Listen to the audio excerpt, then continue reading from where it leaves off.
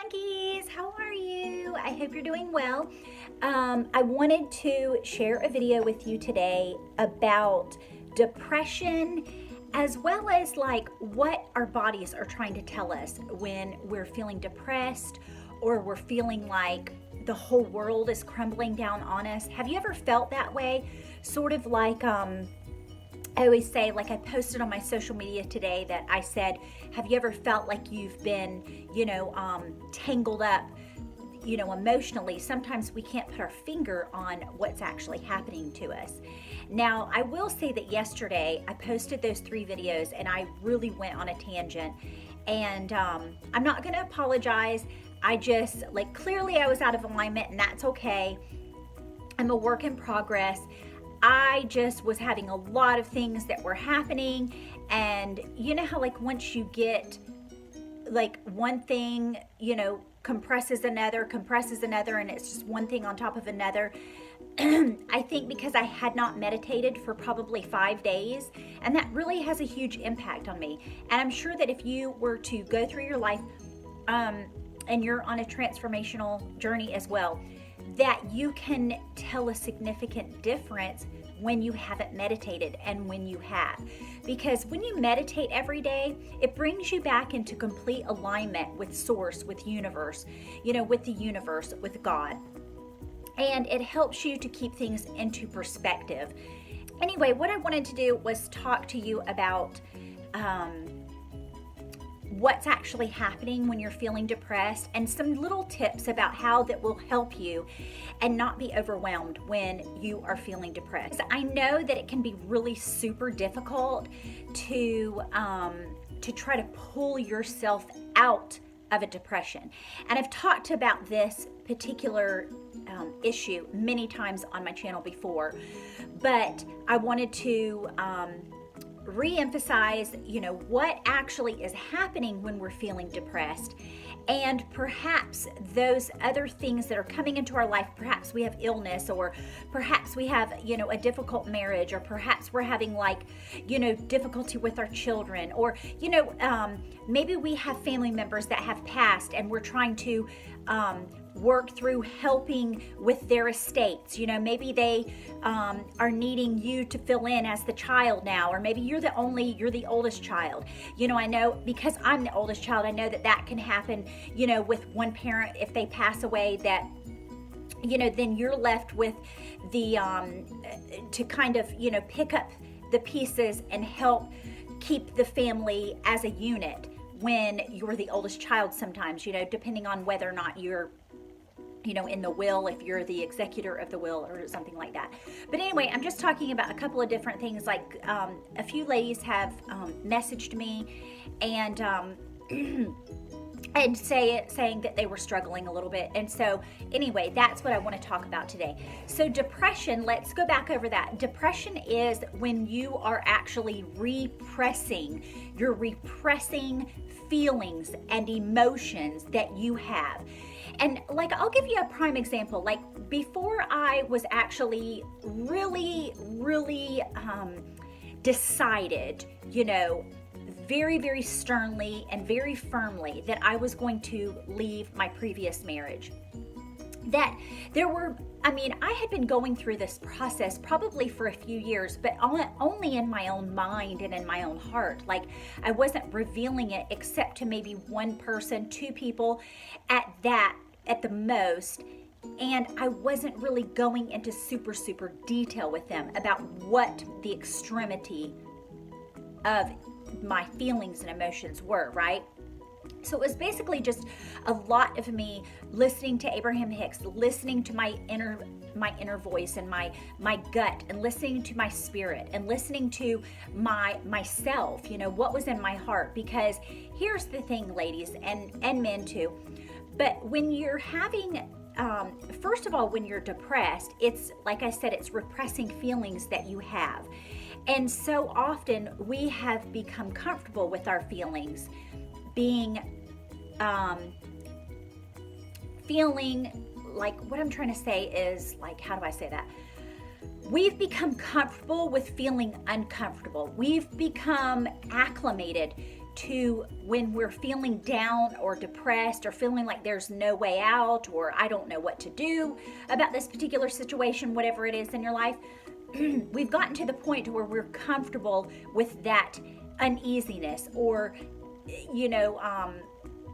discomfort in our lives. We have become comfortable with the discomfort. And so if we can get past that now, I know that it seems difficult at the time too when you're in a depression.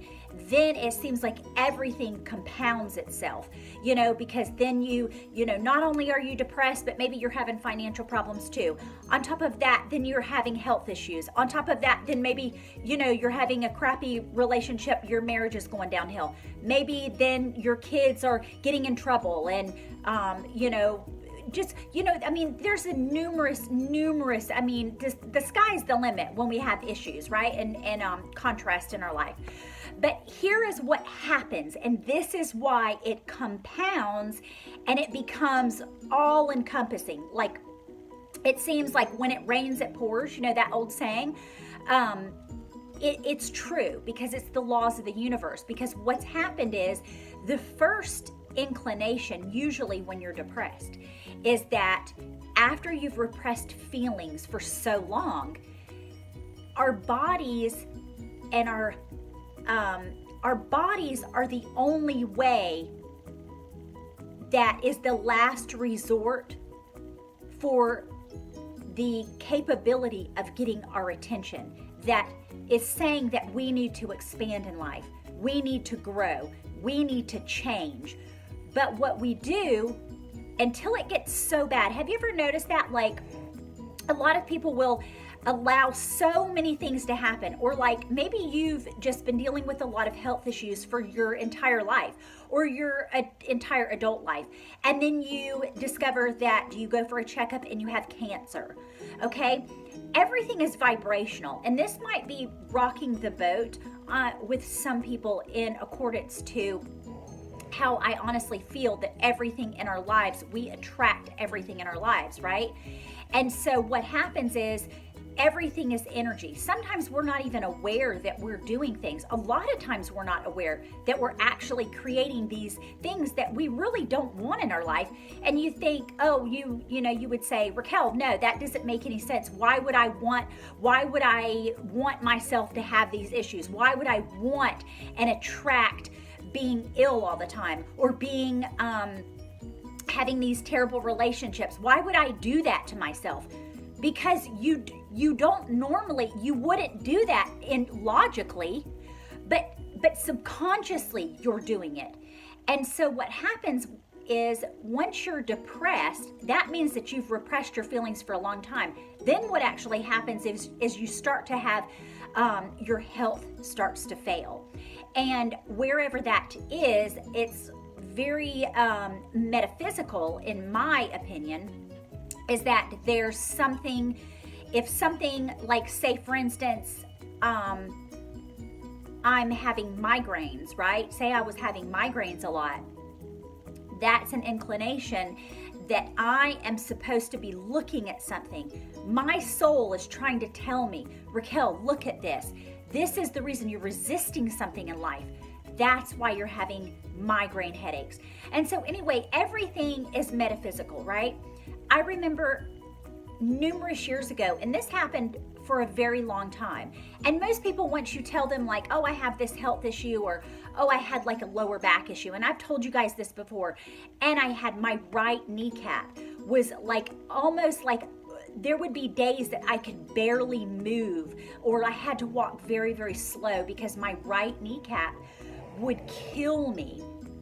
And people, like if I mentioned anything to someone or whatever, the normal thing is to take something for it to try to make the pain go away, right? But basically what you're doing is just putting a Band-Aid on something emotional that you are ignoring. And so I started doing some tapping, and I started recognizing the metaphysical reason for why I was having this knee problem. And it was because, like, if you look in the, like, How to Heal Your Life, Louise Hay has one of the best books on the planet that she wrote, and it's all the metaphysical physical reasons of why we have aches and pains or whatever we have. Maybe you have shingles, and the reason that you have shingles is because there's certain reasons for why people get shingles. There's certain reasons why people have migraines. There's certain reasons why, there's a reason for nearly everything of what's happening in our bodies, right? And so come to find out, which was really, really true, because like I told you, I was going through that process of there were a numerous amount of years. There were a number of years that I was really transforming, but I still had not made the complete decision to leave my marriage. It was a real fearful thing for me. But what started happening is I started having all of these ailments, and two of them that had been lingering for years that I developed were, like I said, my knee and my lower back. And both of those are symbolic of you not trusting to move forward, to take steps forward in your life, not trusting that God, source, the universe will have your back, right? And I can vouch for that and say that that is honestly true. And so when I started doing the internal work and trying to love myself and give myself self-care and all of that kind of stuff, they actually went away. They actually went away. I've never had those issues again, Now, mind you, for these really in-depth issues that we have with our health especially, that's when you know that you really should change. If you have a stroke or you have any kind of health issues, because that's the only way that our souls can get our attention. That's the only way the universe can get our attention, that we need to look at something that we have been pushing down for so long, and it's going to keep bubbling up. It's like one of those, those boiler pots that has the thing on it, and it'll just keep boiling. And the way that it manifests itself is that you become more sick, you have more issues, more things wrong with you, and that's exactly what's going on. So once you've nailed down that, you understand, okay, first of all, you understand if you're depressed, it's a repression of feelings and emotions that you're not addressing, okay? And if you will sit silently with yourself and give yourself that gentle nudge of kindness and self-love and self-caring, deep down in your heart, because everybody has their own guidance system of what they really, really want in life.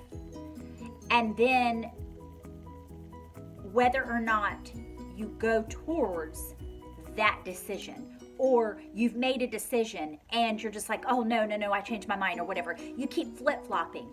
And that is the third thing that I'm going to talk about, is that once you've spent time alone and you've recognized what's going on and you're having these issues, right? And, whatever your particular situations are in your life, your contrasting adversity, whatever you want to call it, you need to decide and make a decision. You need to decide what you truly, truly want in life. Not what your parents want for you, not what your husband or your wife want for you, not what your spouse or your significant other wants for you, not what your children want for you, not what your pastor, your bishop, the clergy, not anybody, not any of your best friends. Don't listen to anyone, you guys. What you have to do is you have to make this decision on your own, because I would still be in my old marriage if I listened to everyone else around me. But that's the reason that I didn't. I did not ask for anyone's opinion. I did not ask someone what I should do. I knew what I had to do. Now, was it difficult? Absolutely, it was difficult. But I knew in order for me to really finally be happy for myself, for Raquel, that I was going to have to make some changes and make some decisions that were going to alter people's lives. And I was willing to do that because it was time for me to finally put myself first. And this is what you guys need to do. I mean, you really need to put yourself first. So many times we put, I know so many people. I mean, I can't even count it on two hands, 2 feet, whatever. The people that are in marriages that are staying in marriages because they have children and they don't want to disrupt the family until the children are gone.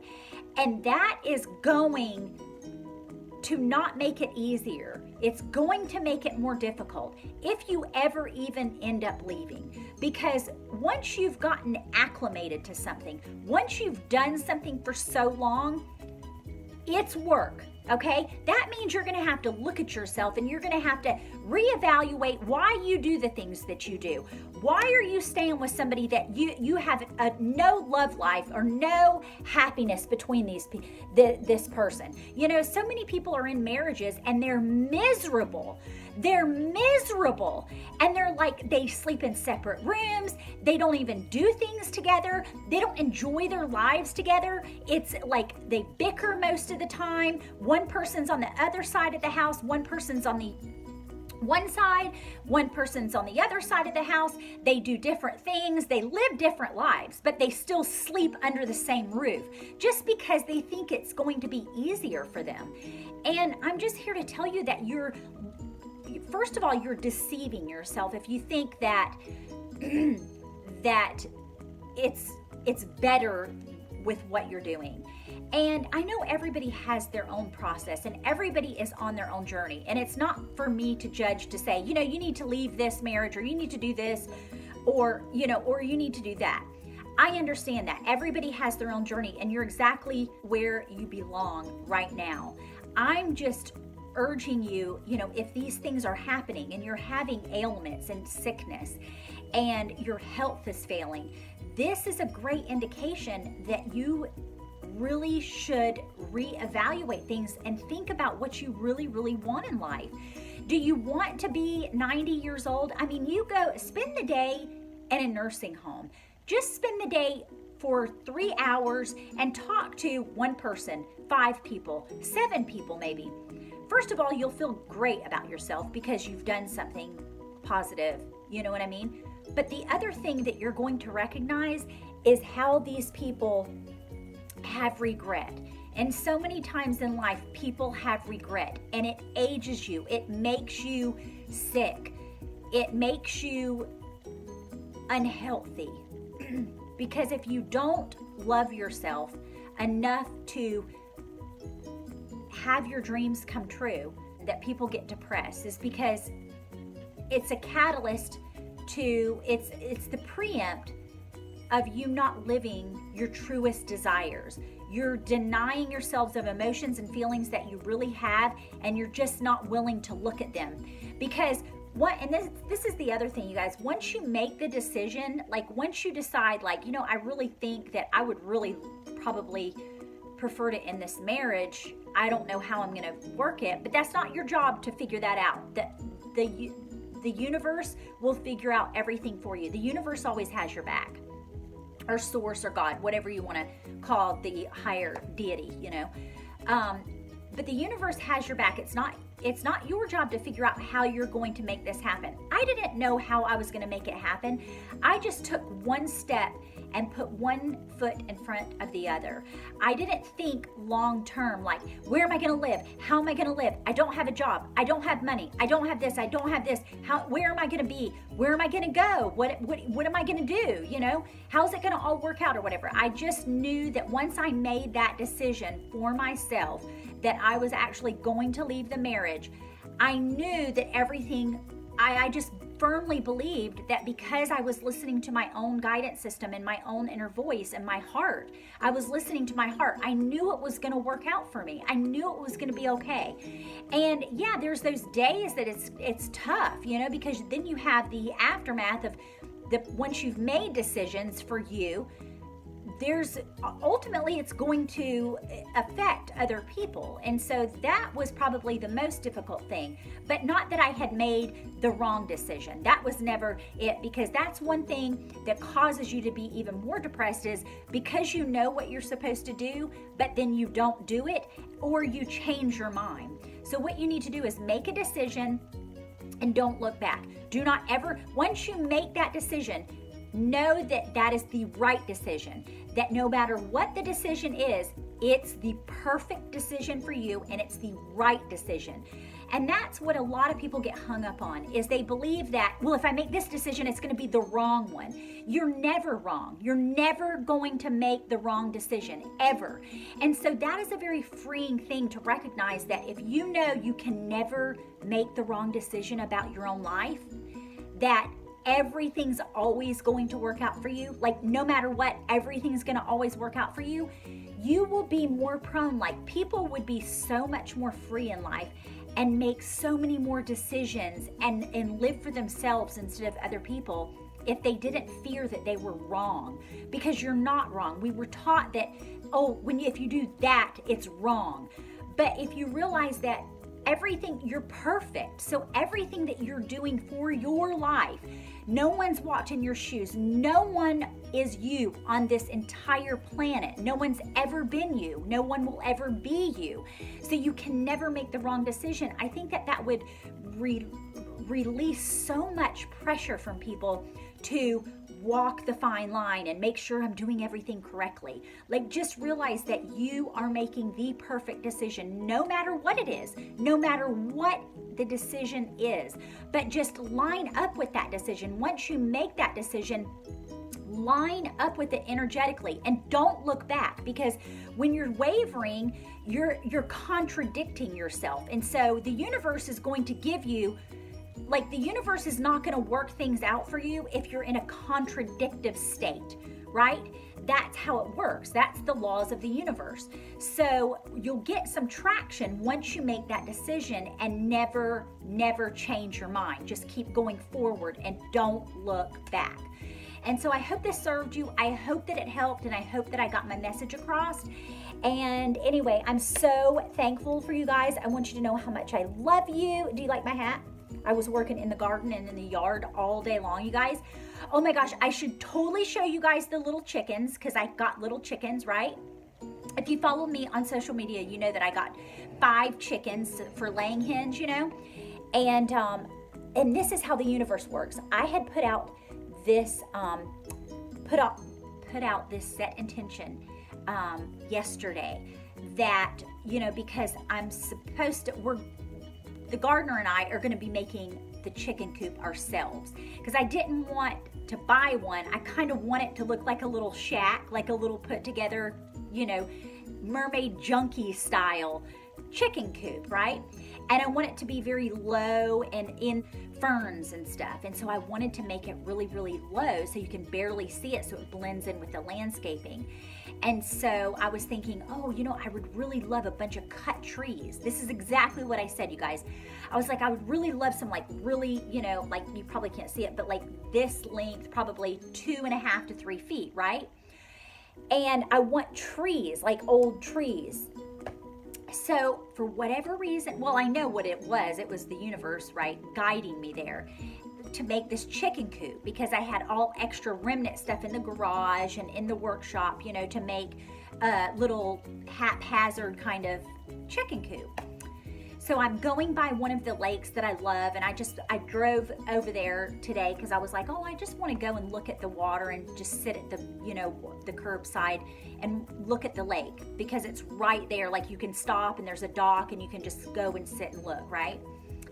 And the house that is right next to the lake had a pile. It was probably 4 foot high of cut, and I don't know if they were little teeny palms or whatever, but the tree trunks were that big, and they were probably 2.5 to 3 foot, some of them 4 foot tall. And it was a stack of them. And so I loaded my entire trunk down, and now I have the basis, you know, all the little trunks for the coop. And so if you can just put things in the universe and expect that the universe is going to provide those things for you with no resistance whatsoever, you will get everything that you want in life. And I just thought that was a great testament to me that when I trust the universe, that the universe always has my back and always comes through for me. So anyway, so I leave this with you. I hope you guys have a wonderful day, and as always, I'm yours until my next swim. And don't forget to subscribe, click like if you like this video, comment below, and give a mermaid her fins by subscribing to the channel. Thank you. Ciao.